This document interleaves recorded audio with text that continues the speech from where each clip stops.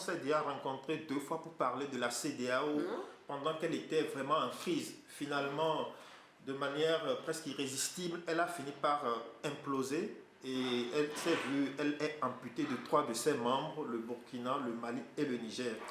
Alors, ça c'est du passé. Maintenant, quel est l'avenir de cette organisation supranationale? Je sors d'une réunion de 2 jours organisée par African Jom Center de Aluntine avec des sommités, des gens de grande expérience.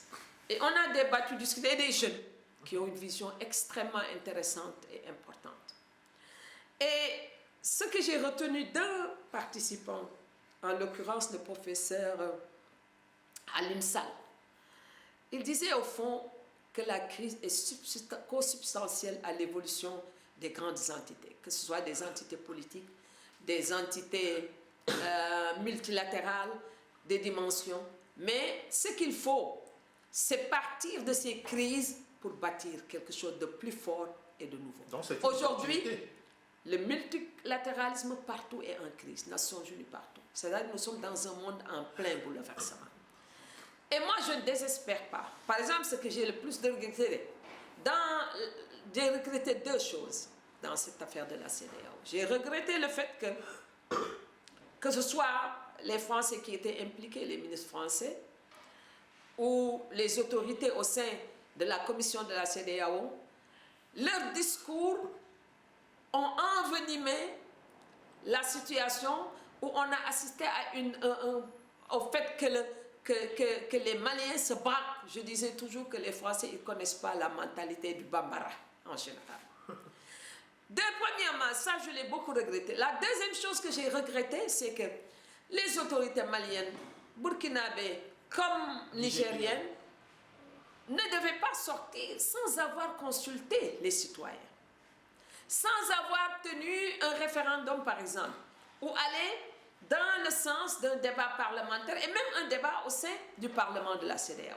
Ça veut dire que nos institutions doivent être revues et réadaptées par rapport à... C'est-à-dire qu'il faut une autonomie de plus en plus grande de nos institutions, mais il faut aussi qu'au sein de la communauté, que surtout les gens de la société civile qui sont parfois promis à des postes stratégiques, qu'ils partent aussi avec les idées de la société civile, mais pas toujours avec les idées des entités politiques.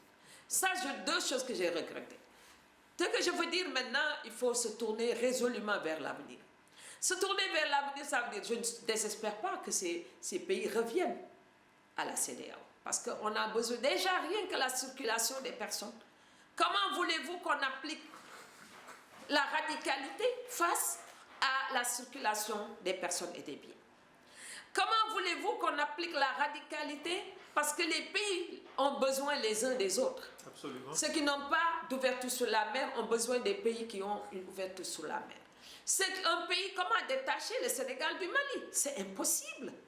Donc, on va aller peut-être vers des relations bilatérales qui vont, à mon avis, petit à petit, remettre ces pays dans le multilatéralisme. Et la CEDEAO est une entité extrêmement importante pour nous, même parfois plus que l'Union africaine. Il nous faudra aussi revoir les textes, mais moi je crois que l'avenir viendra essentiellement de la société civile. Ce sont les citoyens qui vont dire qu'eux, ils vont rester dans l'entité. Déjà, rien que tous les problèmes que nous rencontrons ici et maintenant, comment voulez-vous qu'on les règle si nous tournons le dos véritablement à l'intégration? Ce n'est pas possible. Et moi, je suis vraiment d'avis qu'on va y revenir, et j'ai bon espoir qu'avec la pression qui vient à la fois, mais il faut, et je le dis toujours, un mouvement intellectuel puissant, fort, et un leadership capable de porter ce besoin de transformation. Je pense que eux aussi, les pays de l'AES, ils le sentiront qu'il est nécessaire qu'ils soient ensemble, de même que les pays de la CEDEAO sentiront qu'ils ont besoin également de ces pays-là. Maintenant, ils ont adressé un certain nombre de reproches à la CEDEAO.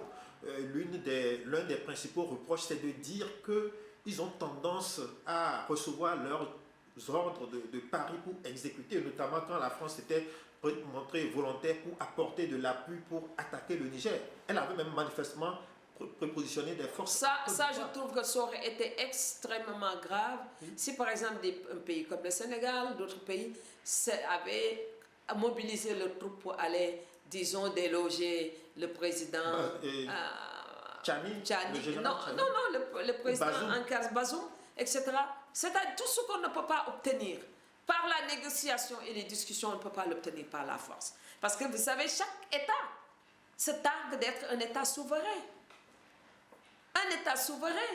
Et après tout, si on en est arrivé à cette crise, c'est parce qu'il n'y a pas eu de négociation. Moi, je prends toujours le cas du Mali.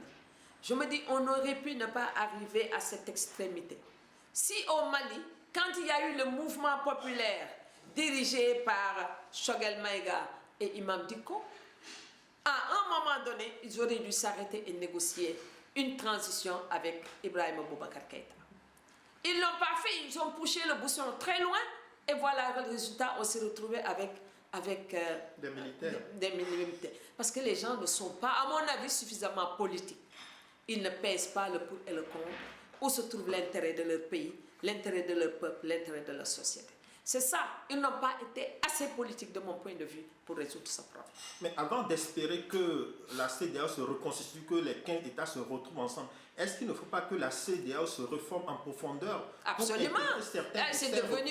C'est devenu un impératif catégorique. Oui. La CEDEAO doit se réformer en profondeur.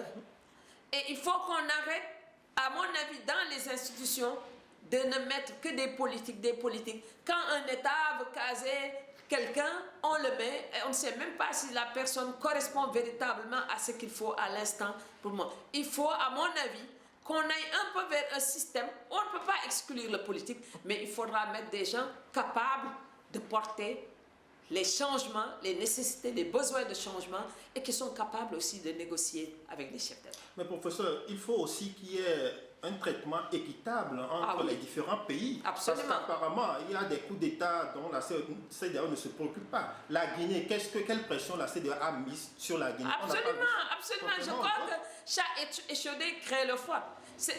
Comment on dit? C'est ça. Et ce qui se passe, c'est que peut-être ils se disent que si nous braquons aussi la Guinée, ça va être un autre pays qui va sortir. Je crois que là, ils sont devenus un peu plus prudents de mon point de vue. Mais le problème est que la Guinée-Bissau aujourd'hui est en crise. Voici. On dit que son pouvoir s'arrête aujourd'hui, non? Et je crois qu'il faut quand même qu'on ait à la tête de nos États de vrais patriotes. Des gens qui sont prêts, Jean Nyerere et compagnie, qui sont prêts à sacrifier leurs propres intérêts à eux au profit de la collectivité. Et c'est ça qui manque. C'est-à-dire les gens, ils ne pensent qu'à le pouvoir, à mettre la main sur tout, mais il faut que ça cesse. Il faut de vrais patriotes, des gens qui sont prêts au sacrifice ultime pour le bien-être de leur pays, de leur peuple et la continuité de l'État tel qu'on le construit. Je pense aussi qu'il y a un problème de respect des institutions. Bon, il y a également la malgouvernance, la corruption qui entre en ligne de compte, mais surtout la question des institutions. Dans certains pays, c'est comme en Guinée, c'est parce que Alpha Condé voulait un troisième mandat. Dans d'autres pays, c'est parce que... Voilà, mais ces gens se sont dit qu'ils se sont battus pour la démocratie. Et c'est ceux qui se battent pour la démocratie qui sont les premiers à tordre le cou à la démocratie. Professeur de droit. Après aussi... bon, parce qu'il y a toujours les gens de leur entourage qui leur disent écoutez, etc. Et le pouvoir, je crois qu'une fois qu'on est au pouvoir, on perd un peu le nord, on perd la tête, etc. Ouattara avait fini son deuxième mandat, il s'est octroyé grassement un nouveau mandat. Et là, les élections arrivent, il n'a pas encore clarifié sa situation. Non, il va prétendre à un quatrième mandat. Non, mais là, la CEDEAO ne dit rien. Quand leur club, les membres de club tripartite, les constitutions, ils ne disent rien. Ça doit être un point de rupture au sein de la CEDEAO. C'est-à-dire, la CEDEAO doit être... Parce qu'il y a beaucoup de choses intéressantes qui se font dans la CEDEAO, mais qui ne sont pas visibles en raison de la prééminence des chefs d'État sur le reste de la CEDEAO. Il faut aller vers les entités plus démocratiques, Parlement de la CEDEAO, la Cour de la CEDEAO, les groupes de citoyens, etc. On doit construire la CEDEAO des peuples à partir de maintenant. Et les chefs d'État doivent respecter, à mon avis, leur signature. Pourquoi en Afrique, la signature n'a pas d'importance? Une fois qu'on signe, après on foule au pied cette signature. Il faut qu'on arrête ça. Alors,